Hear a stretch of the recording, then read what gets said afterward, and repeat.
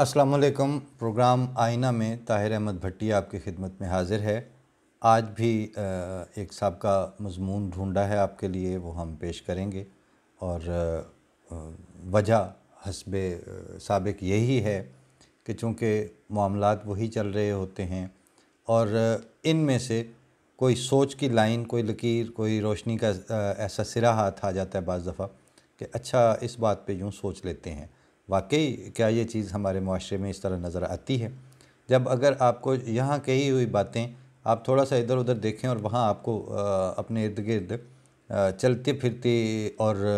Prevalent हालत में मौजूद हों और बल्कि वो पूरी तरह वैलिड दिखाई दे रही हों, तो इसका मतलब है कि पॉइंट उठाया गया है। अब आप उन पर गौर कर लें, उनका सिरा पकड़ के आप चले जाएं, चाहे मुस्बत समत में निकल जाएं चाहे मनफी, वो फिर आपके इख्तियार में है। इसका उन्वान है, ज़फ़र इकबाल साहब का एक मिसरा है, आदमी को साहिब किरदार होना चाहिए। है तो ये भी एक तंज़िया शेर था उनका, उसी में से ये लिखा उन्होंने कि झूठ बोला है ज़फ़र तो उस पर कायम भी रहो, आदमी को साहिब किरदार होना चाहिए। बंदरिया के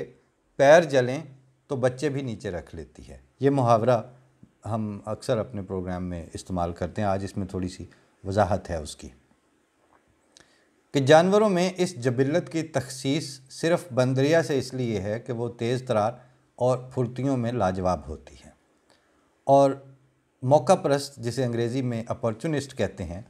वो जितना इंसानी मुआशरे में बंदर होता है उसी तरह के तेज़ तरार और मौका परस्त इंसानों के ऊपर ये मुहावरा बोला जाता है, क्योंकि मौका परस्ती और उसके नतीजे में फ़ौरी हासिल होने वाली कामयाबी ऐसे लोगों का माई बाप होती है। लेकिन वो ये सब कुछ अपनी अपॉर्चुनिज़म और फुर्तीली तेज़ तरारियों के ज़रिए अगर पा भी लें तो नेक नामी, इज़्ज़त और साख नाम की देवी कभी भी उन पर अपनी परछाएं नहीं डालती। वफ़ा और इखलास उसके लिए सिर्फ़ अल्फाज होते हैं जो ऐसे लोगों ने सुन रखे होते हैं, लेकिन उनका ज़ाती और कैफियती इस्तेमाल उनके कभी नसीब में नहीं होता। जुल्फ़िकार अली भुट्टो अयूब ख़ान के वज़ीर ख़ारजा और जुल्फ़ी थे, और तरक्की की मनाजिल के रस्ते में ताल्लुक़दारी और मुँह मुलाज़े की इल्लत को उन्होंने कभी हायल नहीं होने दिया। दौलताना मुस्लिम लीग की बाक़ियात और बंगाल की जमात इस्लामी कौमी इत्तेहाद और 9 सितारों के साथ मामलात को इस नहज पर ले आए थे कि अगर सरहद की मरकज़ गुरेज़ियत को भी शामिल कर लिया जाए तो पाकिस्तान के बारे में दूर के बुरे ख्वाब करीब दिखाई देने लग गए थे, और निज़ाम मुस्तफ़ा के नाम पर ज़ाती निज़ाम उस वक्त पाकिस्तान को बदतरीन मुतहारिब ग्रोहों में तकसीम करता दिखाई दे रहा था। इस तनाजुर में उस वक्त के इमाम जमात अहमदिया ने मौजूदा लीडरों में से कम बुरे को वोट भी दिए और इंतखाबी मुहिम में भी भरपूर मदद भी दी। ये एक तारीख़ है जो आइंदा खुलकर सामने आएगी भी। अभी तो बाहमो दस्तो गरेबान दानिशमंदी ही सनद बनी बैठी हुई है। अहले इल्म और अहले तज्ज़िया तो अपने अपने कपड़े बचा रहे हैं। भुट्टो साहब का अवामी लीडर होना और सियासी शऊर देना और आमराना मिजाज के साथ जमहूरियत करना सब बजा, लेकिन उनका दम खम अहमदियों के मामले में आके बहरहाल ढेर हो गया। हालांकि अच्छी तरह जानते थे कि ये गैर आइनी, गैर सियासी और गैर इंसानी फ़ैसला है जिसको आइनी हैसियत मिलने जा रही है, और मज़हब के नाम पर वो हरकत होने लगी है जिसकी मिसाल पेश करने से ख़ुद तारीख़ मज़हब कासिर है। ऐसा मौका एक और रंग में कायद-ए-आज़म मोहम्मद अली जिन्ना के सामने भी पेश आया था कि जब उलमाए हिंद ने मुतफ़िक़ा मुतालबा किया कि अहमदियों को मुस्लिम लीग की रुकनीत से ख़ारिज किया जाए, मगर कायद-ए-आज़म मोहम्मद अली जिन्ना इस इम्तिहान से सलामत गुज़र गए, क्योंकि वो मौका परस्त नहीं थे। इसलिए उनके लिए ये मुश्किल न हुआ कि वो बतौर गवर्नर जनरल तिलावत के बगैर इजलास करवा सकें, जबकि भुट्टो साहब को जुमे की छुट्टी और शराब की बारें बंद करवाने जैसे ढोंग भी रचाने पड़े। हालांकि ज़ाती तौर पर نہ تو وہ جمعہ پڑھنے کے ایسے متدین عامل تھے اور نہ ہی شراب سے کوئی ایسا خاص احتراز تھا۔ مولوی سے جنگ تھی جو ہر صورت میں جیتنی تھی، اور احمدیوں کی بلی چڑھانی تو ایسا مشکل کام بھی نہیں تھا، بس ذرا آنکھیں ہی ماتھے پر رکھنی پڑتی نا، اور کیا ہونا تھا۔ اور احمدیوں نے کر کیا لینا تھا؟ اکثریت اور حکومت ساتھ ہو تو ربوے میں بیٹھے مرزا ناصر احمد کیا کر لیتے؟ قائد اعظم مرزا بشیر الدین محمود احمد صاحب سے دعا اور دوا کا کہتے تھے تو مولوی کے کہنے پر اس دوغلی حرکت سے وہ اپنے آپ میں ندامت محسوس کرتے کہ اس کے بعد سر ظفر اللہ یا امام جماعت احمدیہ سے سامنا کس منہ سے کروں گا، کیونکہ ان کا اپنا وقار اور رکھ رکھاؤ کا مرتبہ بھٹو صاحب سے بہت بلند تھا۔ لیکن بھٹو صاحب سرکاری طور پر غیر مسلم قرار دے کر بعد میں پھر ووٹ بھی مانگتے ہیں، اور یہ بھی کہتے ہیں کہ میں تو اب بھی آپ کو اپنے آپ سے بہتر مسلمان سمجھتا ہوں، اور اس پر حجاب محسوس نہیں کرتے۔ تو قائد اعظم سے بھٹو صاحب تک آتے آتے احمدی غیر مسلم نہیں ہوئے تھے، بلکہ پاکستان کی لیڈرشپ کے وقار کی سطح محمد علی جناح سے گرتے گرتے ذوالفقار علی بھٹو کے لیول تک اتر آئی تھی، اور یہی حال تکفیر پہ لڈیاں ڈالنے والوں کا تھا۔ بعد میں ڈاکٹر مبشر حسن اور صاحبزادہ فاروق علی خان جیسے شرفاء نے احوال واقعی پر لب کشائی بھی کی، اور بہت بعد میں سینیٹر تاج حیدر صاحب سے رائٹ ونگ کے ساتھ جنگ پر بات ہوئی تو انہوں نے کہا کہ ہم لڑتے آ رہے ہیں، پیپل پارٹی تو رائٹ کے ساتھ پہلے دن سے لڑتے آ رہی ہے۔ اس دن فرت اللہ بابر صاحب کے 0 پوائنٹ والے دفتر میں بیٹھے تھے تو راکم نے کہہ ہی دیا کہ تاج بھائی، آپ لوگوں کی سب سے بہترین شکل تو زیڈ بھٹو کی ذات تھی، بعد میں بے نظیر ویسا جاندار محلول تو نہیں تھیں، اور آصف زرداری تو پیپلز پارٹی کا دودھ نہیں بلکہ کچی لسی ہیں۔ تو آپ کی جو بہترین شکل تھی بھٹو صاحب والی، اس نے رائٹ کے ساتھ جنگ میں بدترین شکست کھائی احمدیہ ایشو پر گھٹنے ٹیک کر۔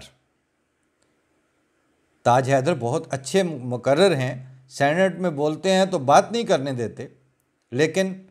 یہ سن کر کئی منٹ کے لیے چپ رہے اور ایک لمبی ہوں کر کے رہ گئے۔ مگر اب تو وہ لوگ بھی قصہ پارینہ بنتے جا رہے ہیں، اور چیئرمین ہیں بلاول۔ یہ ان دنوں کی بات تھی، وہاں کشمیر میں جلسہ عام ہوا تھا جس میں راجہ پرویز اشرف نے احمدیوں کی گردن مروڑنے کی بات کی تھی، اور چیئرمین ہیں بلاول، اور صدارت ہو رہی ہے کشمیر میں ایک جلسہ عام کی، اور مقرر ہیں راجہ پرویز اشرف، جن کو ان کے نام سے مخاطب کرتے ہوئے مجھے کئی وجوہ سے لحاظ اور حجاب ہے کہ بالواسطہ سے ہی مگر ایک تعارف اور تعلق تو ہے۔ راجہ پرویز اشرف صاحب کی کم نظری اور عدم فراست تو حد سے ہی بڑھ گئی۔ راجہ صاحب، آپ فرما رہے ہیں کہ پیپلز پارٹی نے جماعت احمدیہ کی گردن مروڑ دی، اور یہ تو دیکھیں کہ کوٹلی کے جس جلسے میں آپ یہ دعویٰ کر رہے ہیں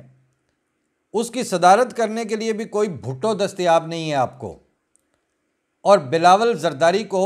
مشرف بھٹو کر کے آپ کو چیئرمین بنانا پڑا ہے، اور شیری رحمان اب آپ کی ترجمانی کریں گے۔ جھوٹ بولا ہے اگر تو اس پہ قائم بھی رہو، آدمی کو صاحب کردار ہونا چاہیے۔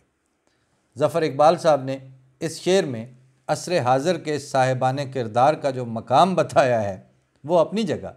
لیکن مجھے تو اس میں صاحب کردار کا لفظ پڑھ کے اور موجودہ پیپلز پارٹی کے حالات پر نظر کر کے پنجابی کا ایک 2 لفظی سوال یاد آ گیا جو عام گلی کوچوں میں سننے کو ملتا ہے، پر کتھوں۔ اب یہ پر کتھوں 2 لفظوں میں جب کوئی چیز انتہائی عدم دستیاب ہو تو یہ ایکسپریشن وہاں سب سے بلیغ لگتا ہے۔ ایک بات اور عرض کر کے ہم